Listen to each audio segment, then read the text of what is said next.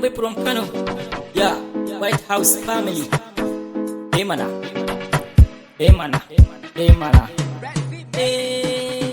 Kowa ya zama garma a rayuwa bai san tsoro ba.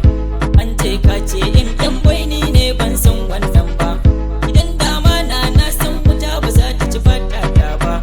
Dan na rike manzan Allah na yau da wasu ni ba wai ba.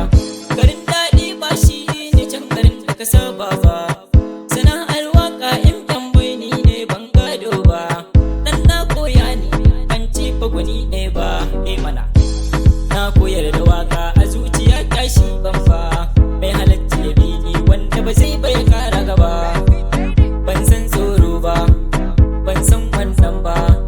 Ba zafi ne babba malam ne ba. Farar aniya laya yaro ba ta dare kai suna. Kar rike Allah ka sau batun mutumi mai kwana. Dan adam da bakin hali ka sashe rufa ya saka a rana. Mai duniya mai sanki yake shan kwana. Wanda ya bi kiyaye asara ko a gidana.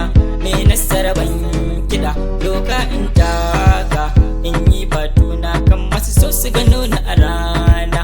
Mana, mana, mana, mana,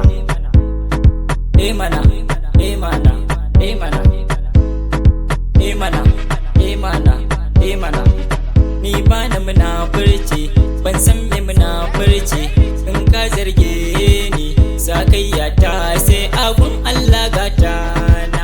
Mana, mana, mana, mana, mana, mana, mana, mana. Ni ba na ha'inci kuma ba na zalunci, ba na yin kawalci. Ni ba ɗan iska bane dan ba mai shiga kulob bane, ba mai san maye bane, ba mai bin mata bane, ba mai ɓata mata bane. Ni ba babban yaro bane kuma ba ƙaramin yaro bane. Ni ba na kin mai sona kuma ba na kin mai kina. Ni ba ɗan ƙarya bane, ba mai rainin wayo bane, ba mai kushe jama'a bane. Ni mai san kowa ne, Allah ne mai bayarwa, Allah mai karbewa, amma wasu ba su ganewa. Ɗabi'a